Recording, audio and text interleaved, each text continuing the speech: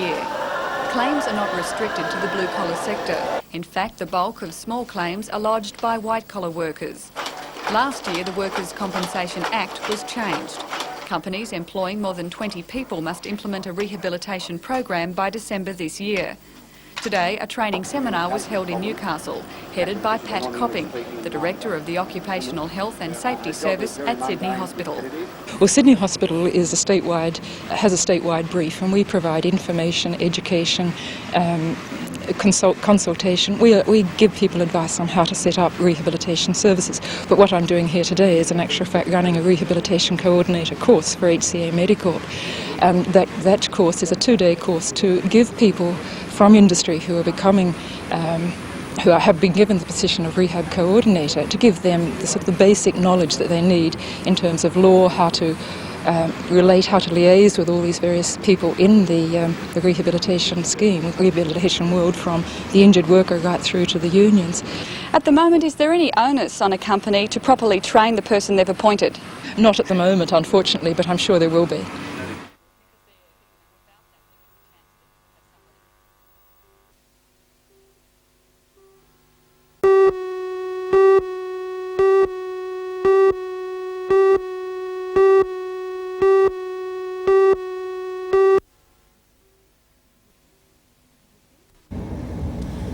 The 13-kilometre stretch of freeway has been built from Morisset to the Freeman interchange at a cost of $47 million. Support Transport Minister Peter Morris says the opening is good news for Eastern motorists. Motorists can now take the freeway around Newcastle heading west on State Highway 220 towards Cessnock or north towards Curry. The freeway also allows traffic heading north to bypass Newcastle by connecting with John Renshaw Drive and travelling into Hexham to rejoin the Pacific Highway. Although at this stage the final route of the freeway, which runs out a few kilometres north of the Freeman interchange, is yet to be decided, the Transport Department will move carefully following the controversy surrounding plans to put the F3 freeway through Barnsley. Mr Morris says tenders will be called for the next stage up to Wakefield within the year.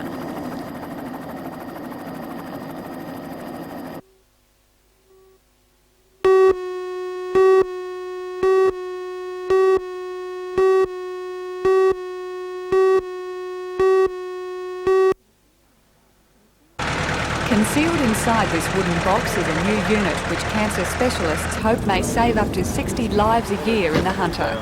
The expensive and highly sensitive machine detects abnormalities in breast tissue. By the end of the year, a breast cancer screening program second to none will be operating from the Mater Hospital. The first building of a new radiology department is under construction. A bus is also being equipped as a mobile cancer screening unit. Its results can be further checked using the new radiology machine. It's used to investigate women who have had an X-ray screening done and who might have a small abnormality, and it allows us to do a biopsy of something as small as 1 or 2 millimetres. The arrival of the machine means that the breast screening program is right on target. It's the first of its kind in Australia and the most advanced in the world. More good news today in the fight against cancer. The surgical science discipline at Newcastle University has taken possession of a flow cytometer, a sophisticated computer which detects and counts cancer cells. It was purchased with money raised by the Hunter Valley Cancer Appeal Committee and the university. A microscope allows the scientists to view around 100 cells in about 10 minutes. The cytometer scans 10,000 cells each second. Professor Robert Burton says the machine's applications include cancer research and treatment, particularly with leukemia and melanoma.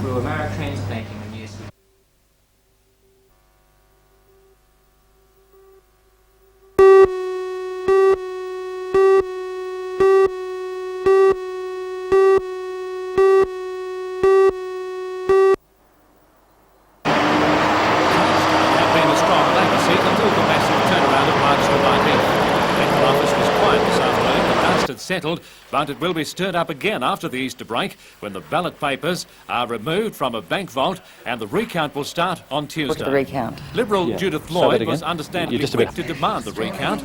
The community nurse and political aspirant says she's very anxious about the result of the first count, but feels how hopeful are you that the might come next up with could something go different? her way. Oh, you never get the same result twice. So it could go either way? Yes. What sort of thing do you think could sway it in your direction? Yeah, obviously with a recount you're looking for the vote to come your way. What sort of things do you think could come your way? Oh, votes that may have been put in the informal pile that should have been in my pile, or votes that have been wrongly put into the wrong stack with when preferences have been done. There could be many, many things. Returning officer at Charlestown, Bob Edwards, expected the recount and will begin gearing up for it tomorrow. We hopefully will finish on the Tuesday, but if the scrutineers slow us down too much, it could take until the Wednesday, sometime on the Wednesday, probably after lunch on the Wednesday before we finish. As far as Richard Face is concerned, his period of limbo has given him time to take stock of just what went wrong. He appears shell-shocked about the swing against him and can offer no explanation. The situation is that I will just have to try to consolidate if it's possible, and I'm sure that is. I couldn't have worked, I believe, any harder than I have in the last 15 and a half years, contrary to what some say, that I may not or may have achieved certain things. I certainly have spent all that time, 7 days a week, in various things in my electorate, including my electoral duties, and I'll just go about doing those same things in that same manner.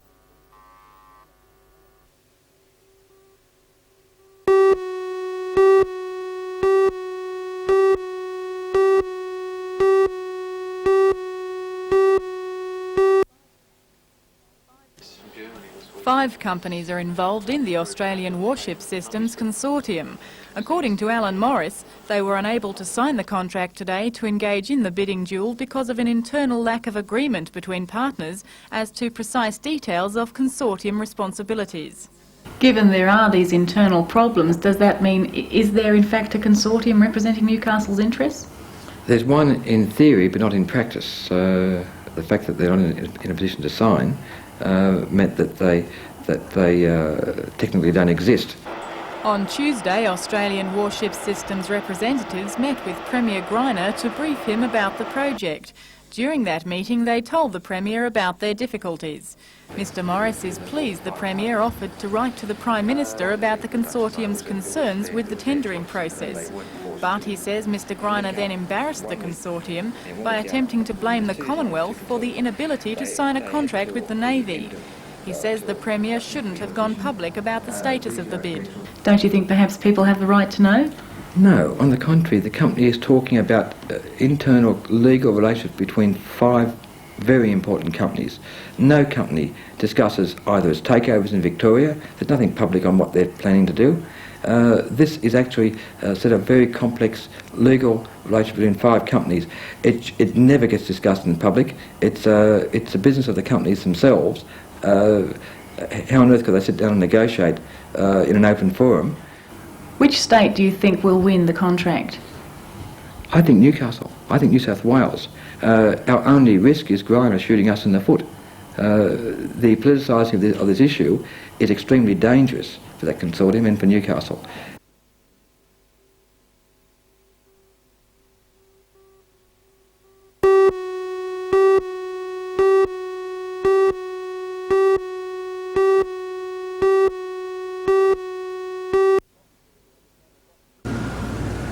Comsteel has had a rocky industrial road to travel in recent years. It was hard hit by the setback to the Australian steel industry, then felt the effects of the slump in Australian manufacturing. However, it seems to be turning the corner now towards better times. Much also has to do with new technology and aggressive export marketing, but one of the main factors returns radical changes to work practices by both administrative staff and trade unions. The federal government cheque handed over to Comsteel by member for Newcastle Alan Morris today will be used to upgrade existing processes. While it's too expensive to replace big capital plant such as forging and milling machines, advanced use of computers, lasers and electronics can improve the accuracy of the processes, cut waste and hence improve efficiency. With changes to the processes come improved labour productivity. But Comsteel says that doesn't have to mean fewer jobs. Well, in terms of numbers, the fact that we're producing our products at more competitive costs, and already we've identified new market opportunities overseas through cooperation with the workforce, changes in work practices, we're actually generating more work in the factory, and employment levels have increased in the last 6 months to what they were late last year.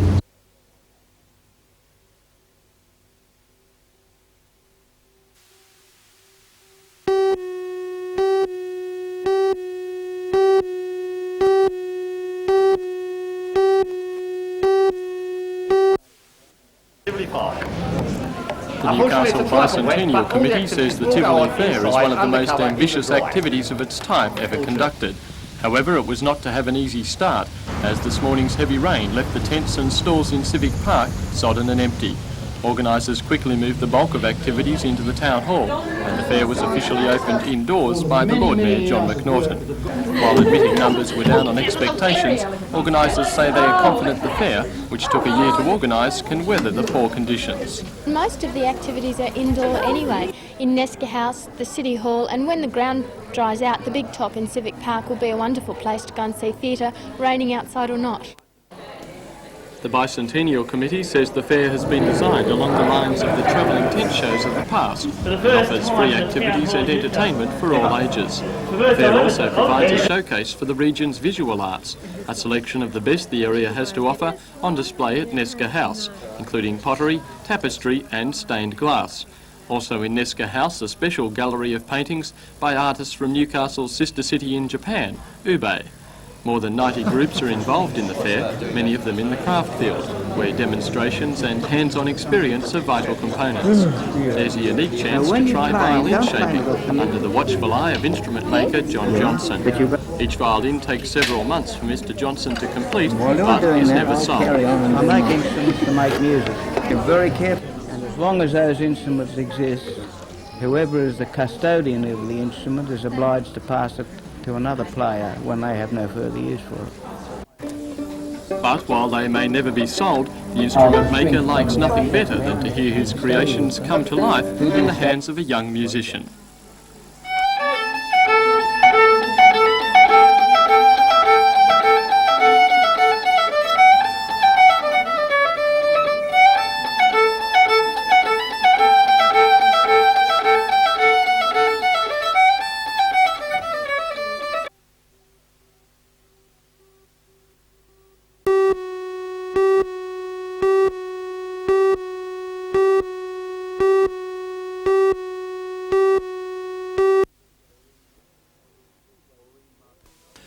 Pauline Martino is still waiting for word on what's going to happen to her husband Paul and 17-year-old Paul Jr. They were among a group of American, English and Australian divers travelling on a cruise vessel, the Budi Indah, which has been detained by Indonesian officials off the island of Bintan, south of Singapore. They hadn't even dived as yet, so the boat was still moving. They hadn't been diving, so they hadn't done anything at this point in time. The Indonesians say the divers were in Indonesian waters without a permit, and there were rumours of a treasure hunt. It's a big reef out there, so if there was something, I'm not quite sure on that one. The men are being held on the island at Tanjung Pinang while Indonesia decides what action to take. An Australian consular officer has flown to the island and reports that the men are in good health and have not been charged.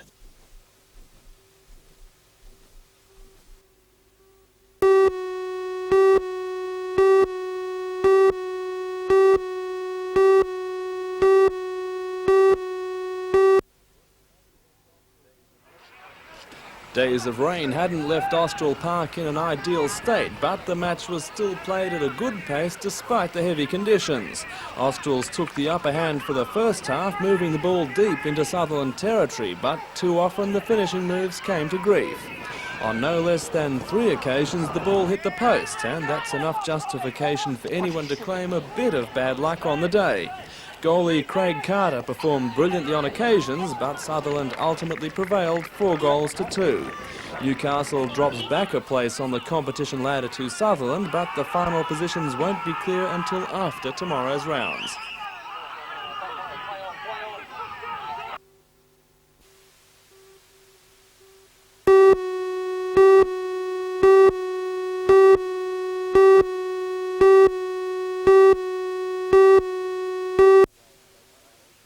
South Wales state Not title. only did Peter win his sixth title by winning the slalom, tricks and also the jump, he also broke the New South Wales, Australian and the world record for the tricks event, which will give him a lot of confidence for the next world titles. Newcastle's Debbie Pugh won the overall women's title and her younger brother Shane won the junior boys.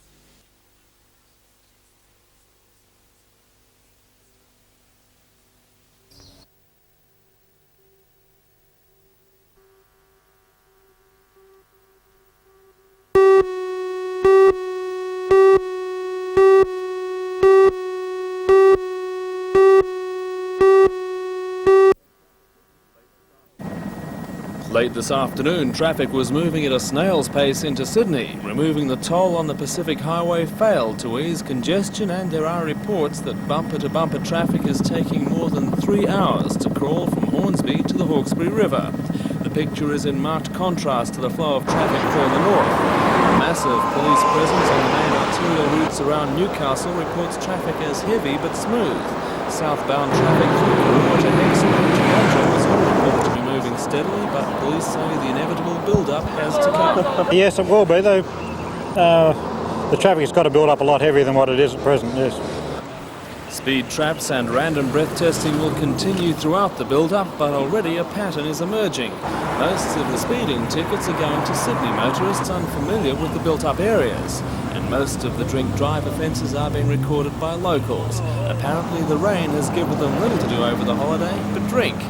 The rain has caused road problems to the north, but in Newcastle the only difficulty was a minor rock slide on the Shortland Esplanade. Council expects to have the road cleared and the barriers lifted later tomorrow. Excellent. I think it really captured the moment there.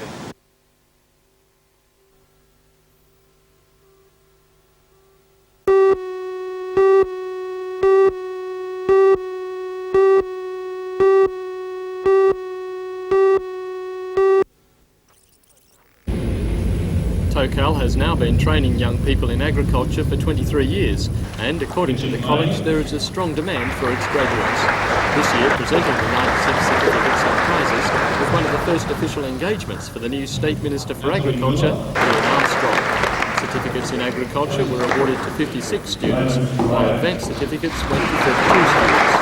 This year, 11 gold, silver and bronze medals were also presented to graduates who had displayed excellence in various aspects of their courses. Mr Armstrong says Tocal provides a vital component for rural growth in New South Wales, and he is placing a major emphasis on education in his ministry. I think we need to continue to work up that educational side of agriculture. Undoubtedly, and that's the way to go. It's called high-tech, it's called getting into the 1990s, and it's called advancing with the rest of business and commerce. The facility's here, the enthusiasm's here, and the students are here, and it will have my full support as Minister for Agriculture and Rural Affairs.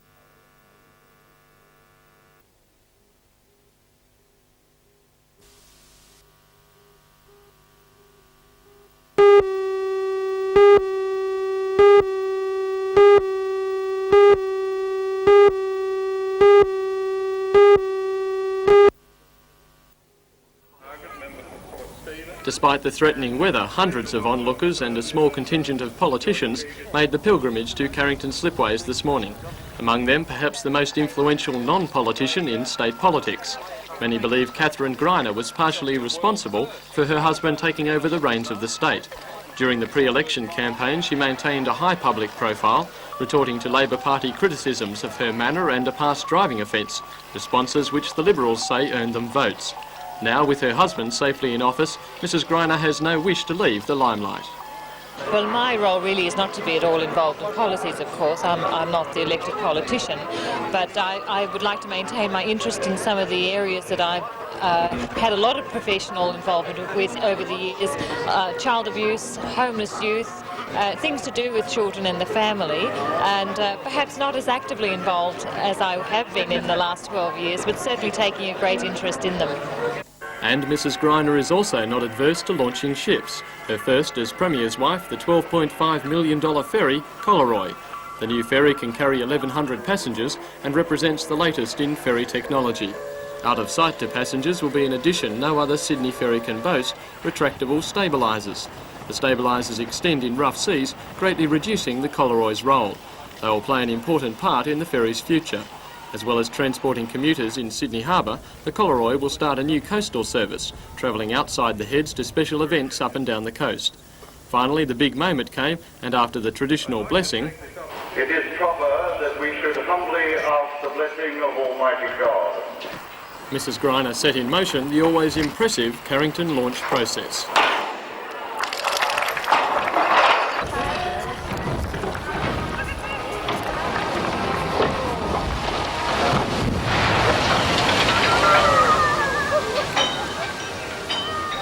Also present at today's launch was new Minister for Transport, Bruce Baird.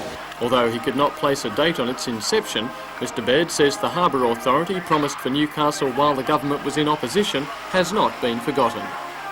We're planning to start almost straight away in terms of the review and with the MSB in Sydney, but we think that Newcastle Harbour has been long neglected and it's about time it got the attention it deserved.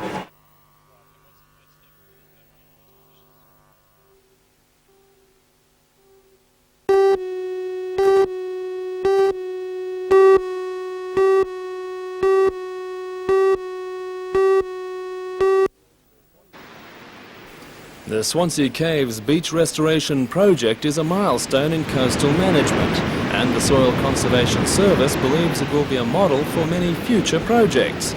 Their coastal management experts are meeting for 2 days to examine their own dune care programs on the north coast, but at the same time they're assisting Lake Macquarie Council with options for future use of Swansea Caves Beach.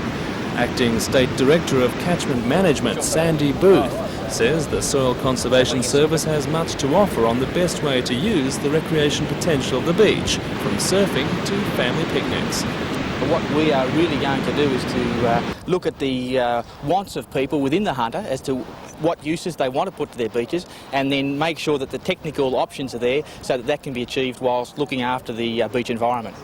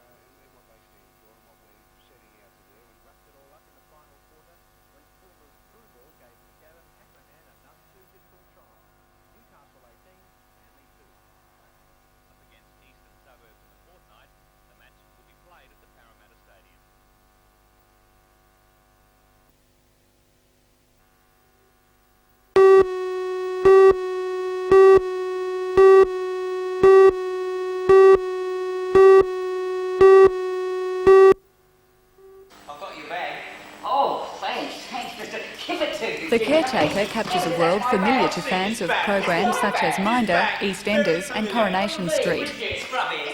Produced in 1960, it was Penter's second full-length play and firmly established his reputation as a master of dramatic writing. It's moving, poetic and at times very funny.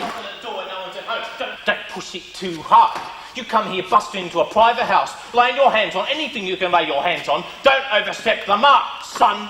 The production provides Year 11 and 12 students in the region who are studying the play this year with the chance to see it performed on stage. It begins tomorrow night at 8 o'clock in the university's drama theatre. It will run for a fortnight. An exhibition of Australian press photographs is also on display in Newcastle. The selection from this year's Press Photography Awards includes the winning entry, Sailors Reunion, the Best News Photograph, Hayden Bows to Hawk, and the Best Sports entry, dubbed The Flying Swede. This year, the competition attracted a record 1,000 entries. It can be seen at the Commonwealth Bank in Hunter Street.